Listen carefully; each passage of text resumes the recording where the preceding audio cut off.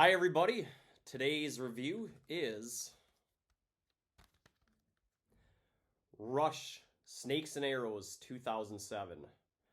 Or you could call it Chutes and Ladders or Eels and Escalators. Alright, now, 13 songs, 63 minutes, and produced by Rush and Nick Raskulinecz. By the way, this is take 3. I recorded, not that I wanted to do 3 takes, but there's 13 songs on this album. It's a rather lengthy review, and that has caused me some issues in production, so the file got corrupted a couple times. So what I'm going to do to minimize the risk of another file corruption incident is I'm going to break up these videos into different sections. So through the modern day technology of modern editing, that's what I'm going to do. Okay, let's get right into it. Nick Raskulinecz, I think that's how you say it. I'm actually not sure, but what do we know about Nick Raskulinecz? He's the Alice in Chains producer, and he's also the Korn producer. He's produced a couple of my favorite albums, and I got them right here by Korn. This is called The Serenity of Suffering. This is probably my favorite Korn album, believe it or not. I like this one a lot. And this one came out, I want to say about 2016-ish. That's my best guess. And he's the producer of this. And then he's the producer of Black Gives Way to Blue, co-producer along with Alice in Chains from 2000. I'm going to guess 2009. It's got to be right around there. That's what it seems like to me. So Snakes and Arrows doesn't sound like those, but has the same producer. And some of Nick's trusty production techniques have they show up into this, so we'll get into that. Let's get into the packaging. This is not a jewel pack; it's a digipack. So this is the only. I have 2 Rush albums that are digipacks. This is one of them. Let me read this to you from Wikipedia. Neil Peart, the band's drummer, came up with the album's title as he worked on the lyrics to Armour and Sword, which is track 2 on the album. He'd researched several sources, including the ancient Indian board game Leela, a precursor modern children's game Snakes and Ladders, and the quote, slings and arrows from the Shakespeare play Hamlet. Pearl wrote that the title was chosen to describe the good kind of faith as being armor, while the bad kind of faith is a sword. Okay, that makes sense. Peart then found a game board painted by Harish Jahari, which he presented to Lee and Leifson. That would be Geddy Lee and Alex Lifeson. The 3 agreed to make it the front cover and worked with their longtime cover designer, Hugh Sim, to incorporate it into the layout. Now, that's pretty cool, right? Let's just get a quick zoom in here. You can see the arrows and the snakes. Arrows, snakes. And you can see the guy in the background there doing his thing.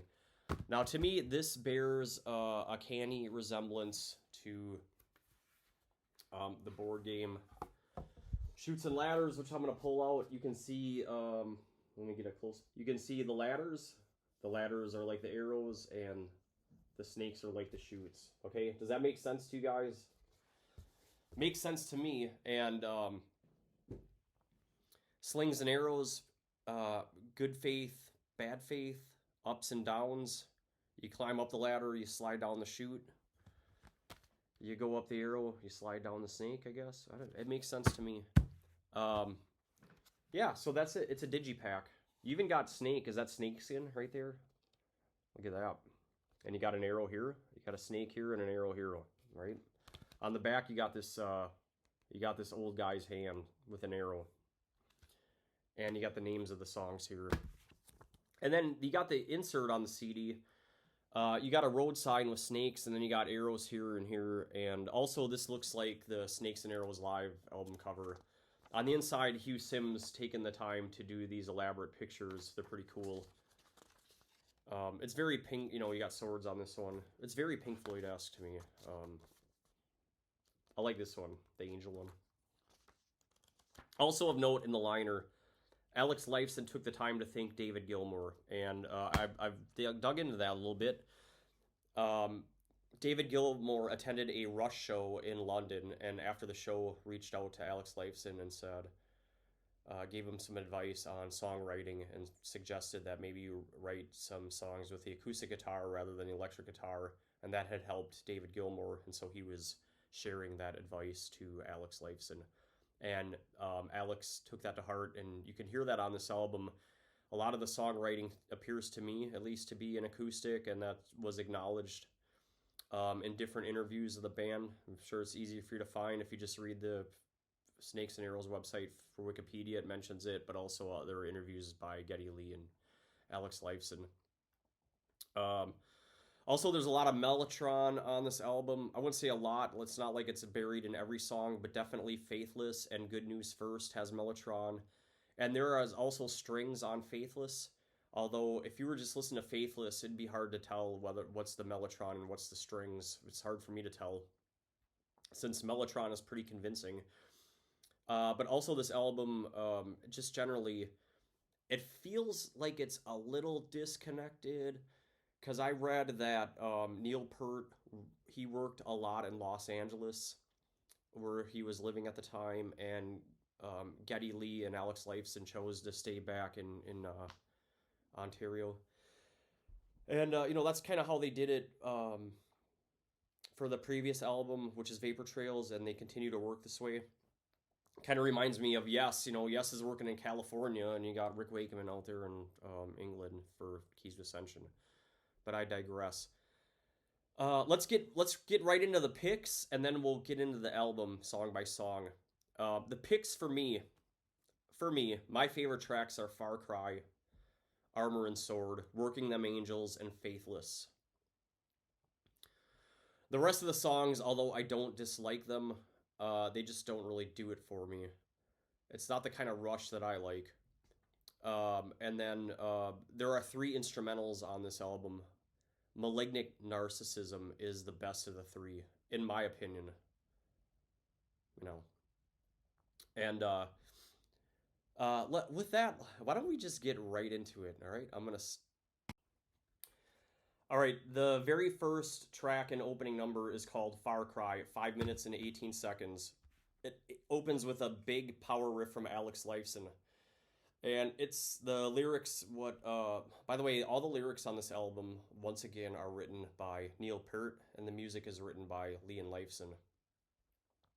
Geddy Lee sings, "It's a far cry from the world we thought we would inherit." And the main riff of the song sounds like, dun, dun, da, da, da, dun. Dun, dun, da, da, da, dun, dun, da, da, da. Okay. It seems like it's a September 11th, post-September 11th song. And by the way, when you think about the 2000s, just that whole decade, and really even the decade following, but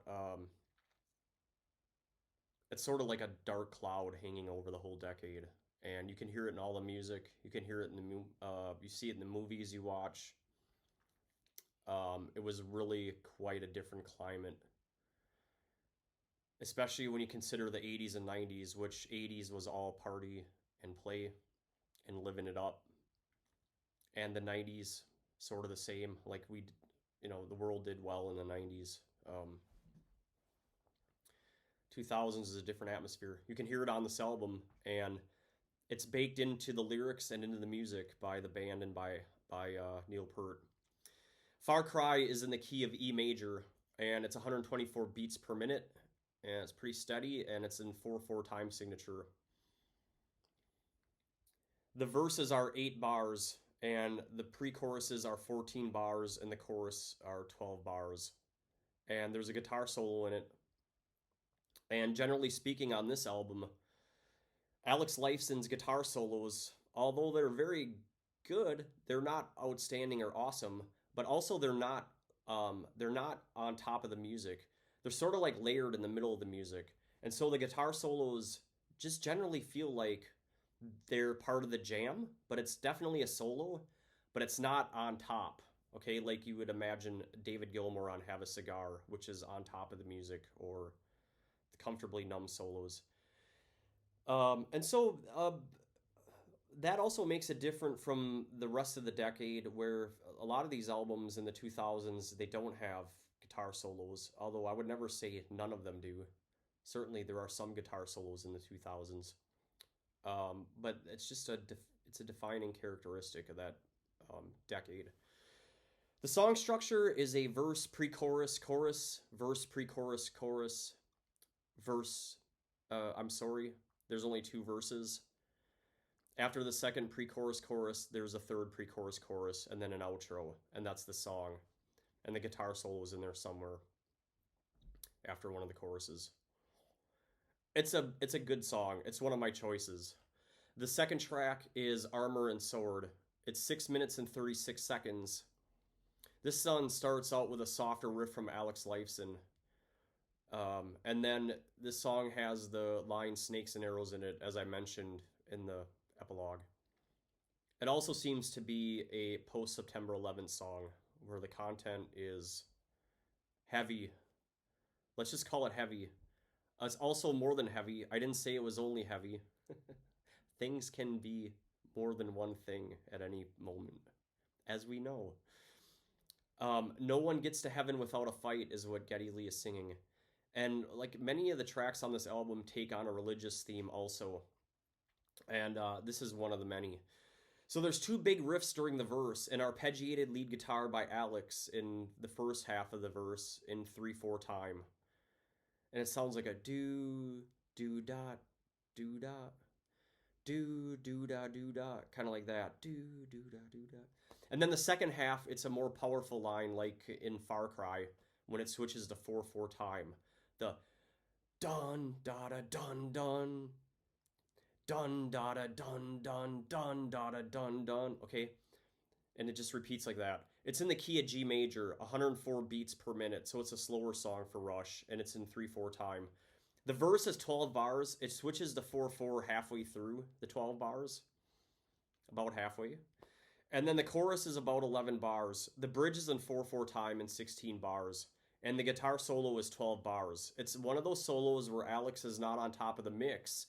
He's in the middle of it, and he's playing a nice solo. It's good. It's a good song. I like it. It's a verse, chorus, bridge, and then the guitar solo, and then a verse, chorus, outro. That's the song. It's one of my choices on the album, Armour and Sword. We continue with track 3 from Snakes and Arrows, Workin Them Angels. 4 minutes and 46 seconds. This is another of the Neil Peart healing songs a la the Vapor Trails album. Driving around on his motorcycle and observing and taking inventory of the billboards on the side of the highways. Working Them Angels. It's in the key of E major and it's 90 beats per minute. It's switching time signatures again. So 6/8 time and 4/4 time. And for you music buffs out there, 6/8 time is eighth notes are the main note, and there are 6/8 notes in a bar.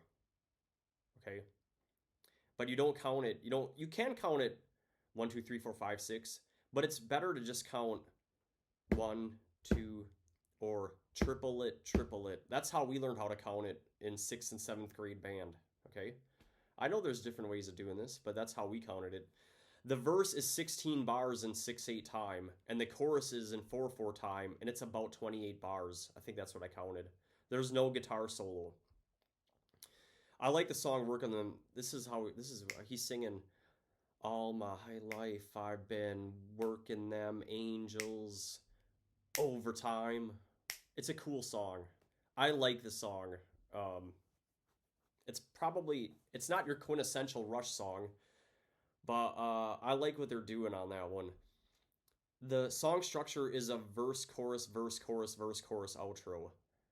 And as I mentioned, there's no guitar solo and there's no bridge. So you got 3 songs and you have 3 different song structures. And what they're doing here is they're borrowing their song structures from generally the 80s and 90s. Okay, that's what they're doing. And it's fairly conventional, but always different. And that's one of the things I like about Rush. Track 4 is The Larger Bowl at 4 minutes and 7 seconds. It sounds like an acoustic type, soft, sort of schmupsy or schmaltzy song a la Hold Your Fire. It doesn't sound like a Hold Your Fire song, but it does have that schmupsy quality to it that I don't especially love.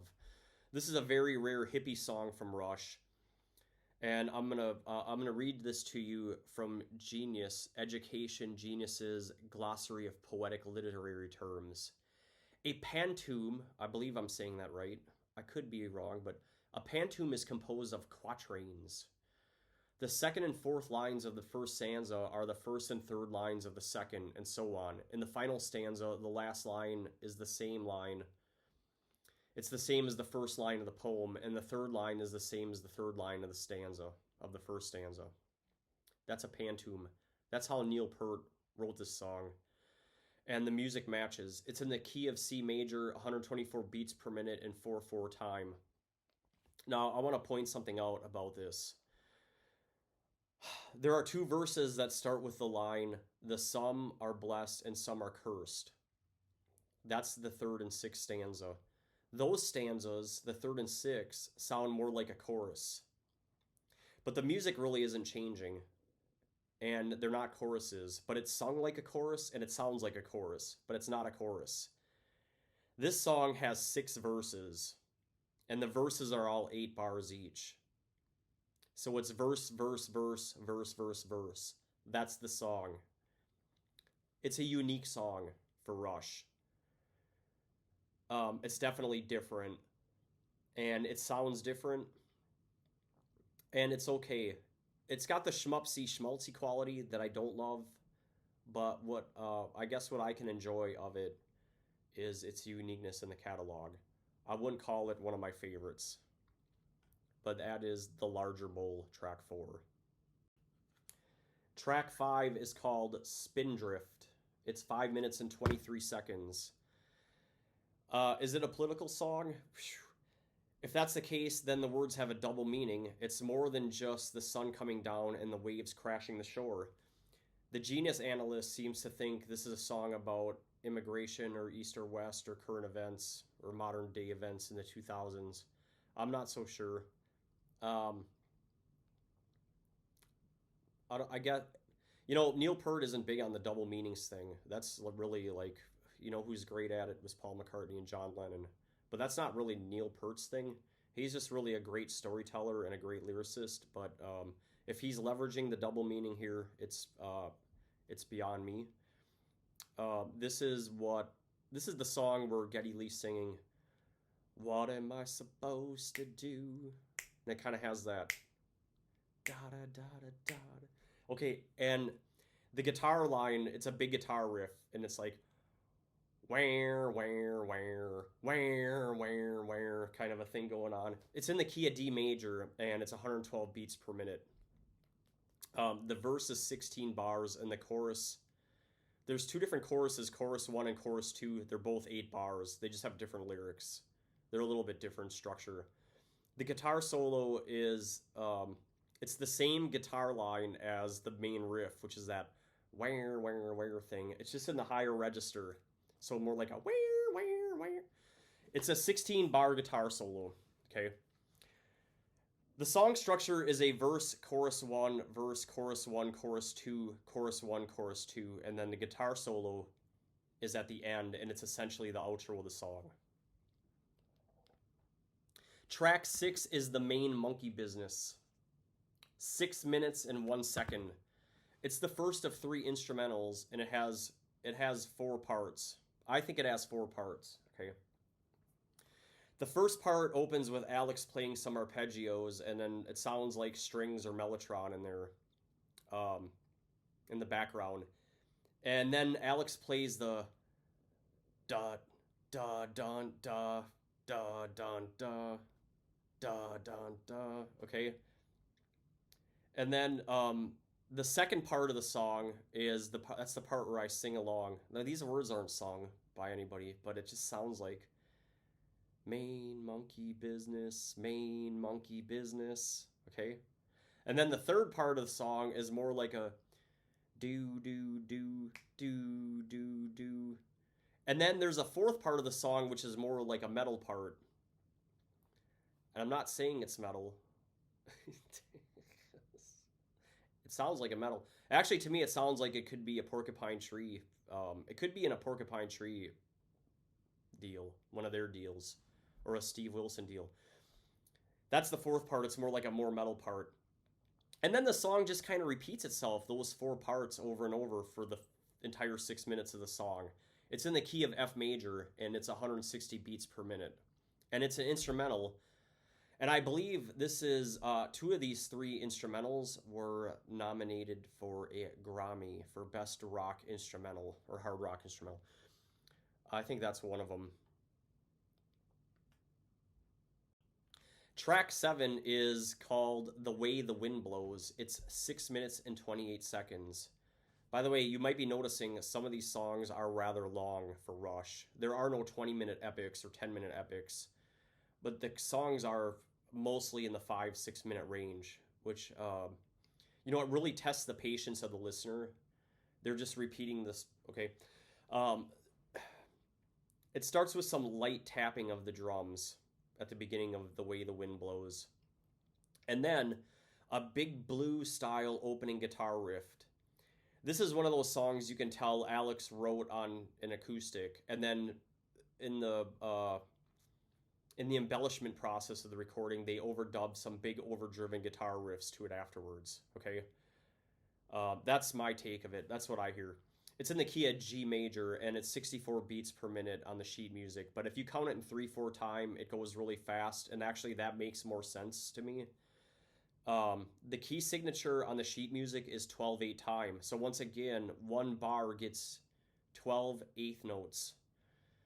So how do you count that? Well, you count it 1, 2, 3, 4, 5, 6, 7, 8, 9, 10, 11, 12. But it makes more sense when you're listening to count 1, 2, 3, 1, 2, 3, 1, 2, 3.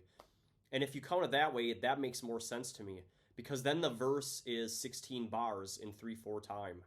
And the pre-chorus is 16 bars, and chorus 1 is 16 bars, and pre-chorus 2 is 16 bars. Chorus 2 is 8 bars. Chorus 3 is the line where he's singing Like the Solitary Pine. That's 16 bars. And then there's a guitar solo. The song structure is elaborate and complicated. It goes verse, pre-chorus 1, chorus 2, a second verse, pre-chorus 2, chorus 1, chorus 2, the guitar solo, and then chorus 2, chorus 2, chorus 3, chorus 2. That's the song. It's not one of the awesome quintessential Rush songs. It's a song called The Way the Wind Blows, and it's track 7. It's just a Rush song. It's different. Track 8 for Snakes and Arrows is called Hope. It's 2 minutes and 2 seconds. It's acoustic instrumental. It's much of the lead is played by Alex Lifeson on an acoustic, and he's strumming chords. It's a cool song. I like it.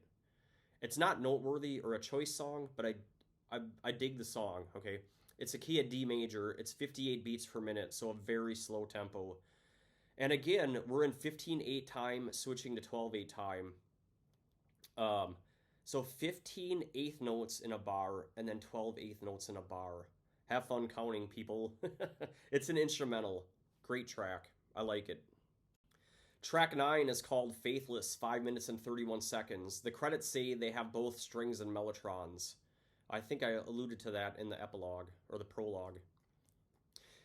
It's a key part of the sonic experience for Faithless, the strings and mellotron going, and this is one of the good songs on the album. It's one of the top 3 or 4 songs. Thematically, it's more Neil Peart contemplating his place or lack of place in religion. So it's more like the Angels song. It's in the key of F major, and it's 124 beats per minute in 6/4 time. And it switches to 4/4 time. So you can get lost counting 1, 2, 3, 4, 5, 6, 1, 2, 3, 4, 5, 6, but it can be done. The verse starts in 6/4 time and switches over to 4/4 time. And then the chorus is in 4/4 time, 16 bars. And that's when Geddy Lee is singing, I don't have faith in faith, I don't believe in beliefs. And it's cool. I like, the chorus is cool. The guitar solo is 16 bars, and it's a typical guitar solo of this album. The song structure is verse, chorus, verse, chorus, verse, chorus, outro. So exactly the same as Working Them Angels, except this song has a guitar solo. And it's the first time they sort of reused or borrowed a song structure from another song. Although in this case, it's not identical, and it's in a different key and a different tempo. The 10th track is Bravest Face, 5 minutes and 11 seconds. This is a sleeper. It's a snoozer in G major. It's 120 beats per minute in 4/4 time. The verse is 16 bars. The chorus one is, that's when Geddy Lee is singing, though we might have precious little, it's still precious. That's 4 bars. That's the whole chorus one. Chorus 2 is 10 bars. And chorus 3 is 8 bars. The guitar solo is 16 bars. The song structure is chorus 1, verse, chorus 1, chorus 2, verse, chorus 3, chorus 2, chorus 3, chorus 2, outro. So very elaborate and complex. But for the most part, this is not a memorable song on the album. Track 11 on Snakes and Arrows is called Good News First, 4 minutes and 51 seconds. It's another sleeper in C major. It's the key of C major, 120 beats per minute in 4/4 time. It's a 16-bar verse, 12-bar chorus, and a 16-bar bridge. The guitar solo is 12 bars. It's more like a jam like I mentioned in the other songs, but with a guitar solo in the mix. Good News First is one of the songs that has the Mellotron on it. But it's not, however, it's not one of the better songs on the album. It's a verse, chorus, bridge, chorus. That's the song structure. Track 12 is Malignant Narcissism, 2 minutes and 16 seconds. My opinion is that's the best of the 3 instrumentals. It's more of a throwback to Where's My Thing, I believe from Roll the Bones, or Leave That Thing Alone from Counterparts, or Limbo from Test for Echo. That's what it's reminiscent of. And there's a spoken line in it, spoken word, usually a case of malignant narcissism brought on during childhood. This song harkens back to an episode of the television show on Comedy Central called, I'm having a senior moment, 1 Mississippi, 2 Mississippi 3. It's unfortunate I had to sit here for 10 seconds until South Park entered my brain. Getting old's fun, people. Track 13 is We Hold On. 4 minutes and 12 seconds. It's sort of a dud for an ender. I mean, I wish the album had a better or different ending, but We Hold On is the final song. It's in the key of D major. It's in drop D tuning, and it's 128 beats per minute. Guitar players know what drop D tuning means, but you're either dropping the first string down to D or all 6 strings you're dropping. I think it's just the first. I think you're just dropping the first. I also think drop D tuning is an Alice in Chains thing, okay? The summary of this album... Oh, I'm sorry. I moved on too quickly. We Hold On is a verse of 16 bars and a chorus of 8 bars, but the chorus is repeated. So, the song structure is a verse, chorus, chorus, verse, chorus, chorus, verse, chorus, chorus. And then the song ends. That's the song. This could be an 80s song. It's a very simple song structure with no bridge, and you're just repeating yourself. That's Snakes and Arrows, folks. I wish it had a better ending. The summary, Snakes and Arrows gets a 3.57 on progarchives.com. I bought this album this year. By the way, 3.57 makes it higher than Vapor Trails, which I have an issue with. This album is not better than Vapor Trails. Vapor Trails is much better. It's a much more enjoyable listening experience. Maybe it's because the content is heavier, but I would say the content on Vapor Trails is also heavy, but this one appears to be heavier with the post-September 11th theme and the religious theme and the ups and downs of life. Um, this album it's not the worst Rush album. All Rush albums are good, and some are better than others. Some I would even say great or excellent. This one is okay or good. It's better than Hold Your Fire. Uh, it's better than Presto, which I like quite a bit. It's better than Rush.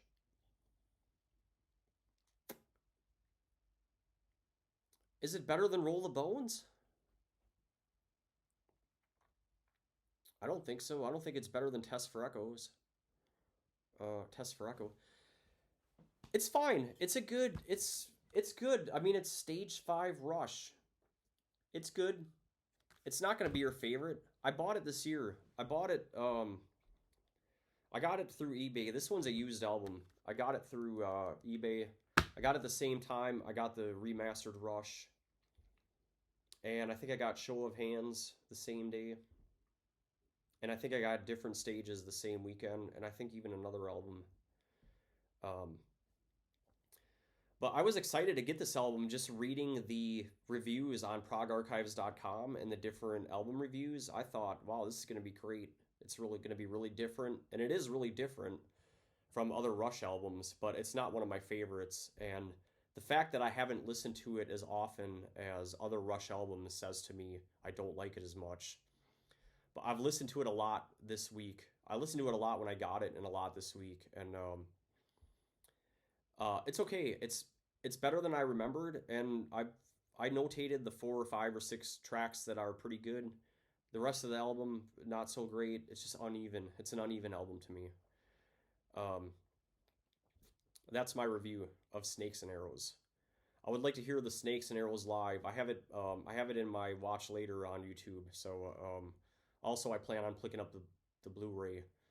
I think this is where Geddy Lee's vocals are also changing. So I noticed in this album, Geddy Lee is much more in the mix. Just like the guitar solos are in the mix, they mixed his voice in the mix. It's more in balance where it's not on top. In previous Rush albums, everything's sort of weighted equally, but the vocals are on top. Not so much this one. And Geddy Lee's vocals are changing, and they're really going to change with the next album. They're going to be a lot different. So I've listened to that album quite a few times, and it's also different. Folks, that's it. I'm going to end it here. That's my review of Snakes and Arrows. I appreciate the feedback. Keep leaving comments. Coach Plow Guys out.